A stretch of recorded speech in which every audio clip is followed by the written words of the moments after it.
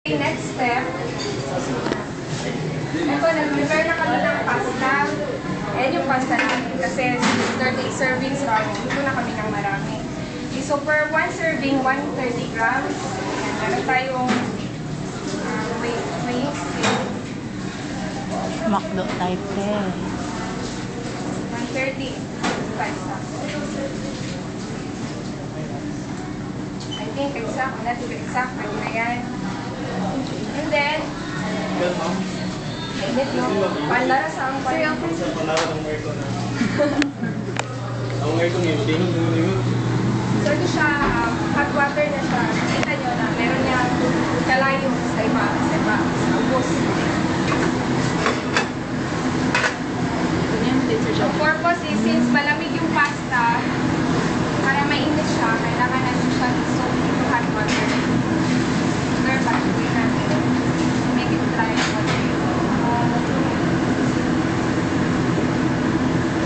pero marag 2 servings man kailangan tag dalawang plato so dari na lang natin siya i-garnish sa tawang area so ito yung plate na ginagamit namin for 1 serving yung 130 ito lahat yan pero since divided split into 2 yung order nito so hatiin natin siya. Okay na, tinapay natin. Ayan na. Medyo brownish na. Hindi ka siya Standard sa bata bread, medyo nasa brown color.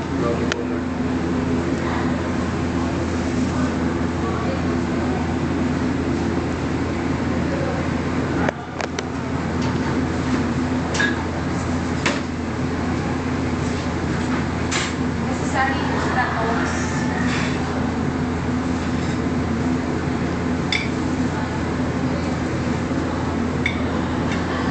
Pag-divide and balance sa sharing talaga. Okay na ba yan? Share na ba? Gusto naman naman.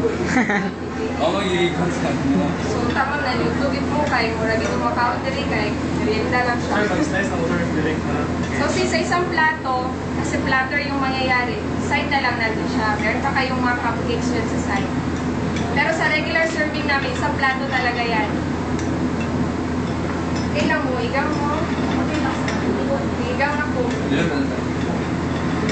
Yan, so na siya sa side. You see, gagmay siya, no? Muna siya spaghetti. Pag-order mo sa mga pasta. Mga regular ginaluto na to, dagko man to na pasta. Gagmay lagi na siya.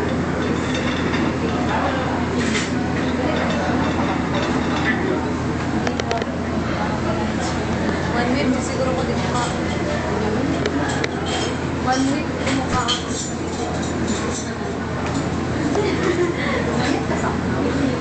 Hi! Video? Ha? Yan.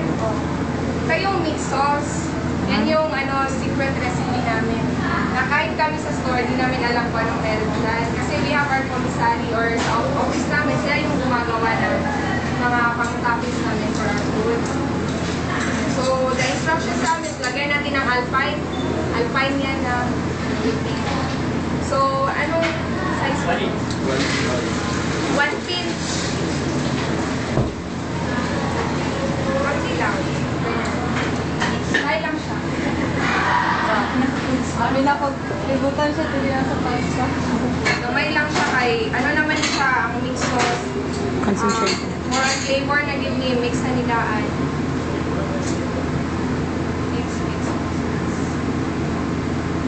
Since mag-overflow na itong mix sauce, or walay masayang, nahinay lang mix. Then, since divide gapon siya, so hindi na to.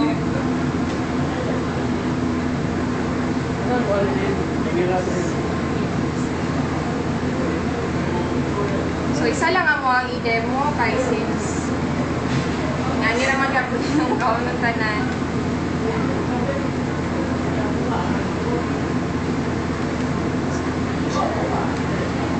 I'm students man, no? I'm sure out na kayong mulo to. Saan na year? 4 years now. Second year. Second year, 2 years in your course. Yes. Okay.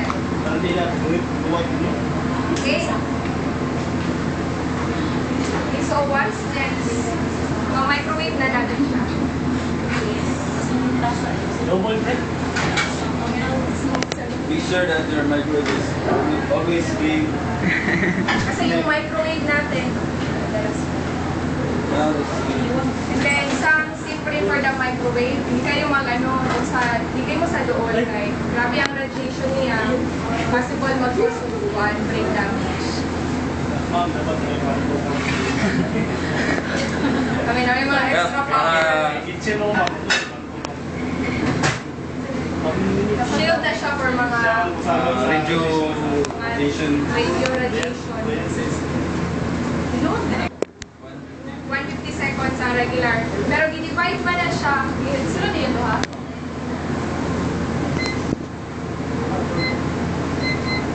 150 seconds yun namin mga microwave. Enough na siya na maluto ang mixed sauce, mahit, and na pasta. Okay na siya. Usually, nakuha kami sa pasta. Mixer na. Una po, alam mo na paspa sa serving sa mga pasta, nakaluto naman daan. Ano ginang mga salain ko na ko, naluto na nagdaan. Pasta service. Then, makita ninyo ang ready, nani lang siya. Dapat, panahon gid ninyo at yung manok kay masunog na siya. Simple ka itong griller, init mong griller. Medyo brownish. Nasa yung style. So, okay na?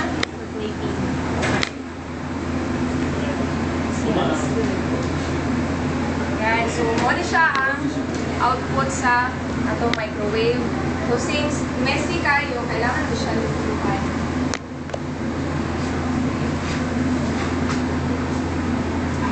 Pati atong microwave sa sunod, agad siya bisig.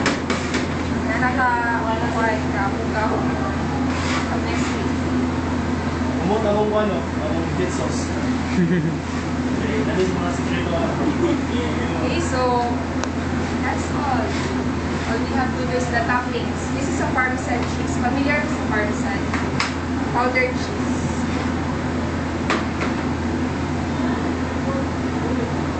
Just 1/4 teaspoon. Toppings. I-divide mo natin sa duha. Sa isa na po siya. So that's it. Okay, so that's the spaghetti meat sauce and the bread. Slice into two pa rin natin yung bread. Yan natin ng konting drama. Kasi dito sa side. Wow. And the other one. And that's the spaghetti meat sauce. Good guys, spaghetti meat sauce.